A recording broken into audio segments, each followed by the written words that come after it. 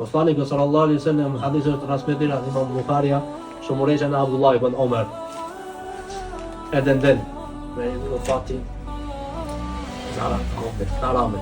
I mu reče, o Abdullah, kun fi dunja ka enneke garib, vidi po dunjaluku kako jedan nepoznat.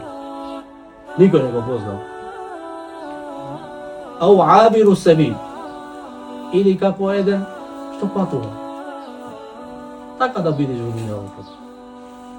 A Abdullah ibn Omer što bi reče poslije, kada mu reče ovoga na poslanika sallallahu alaihi wa sallam, to je reče, ida asbahta, fala tantazir il masa.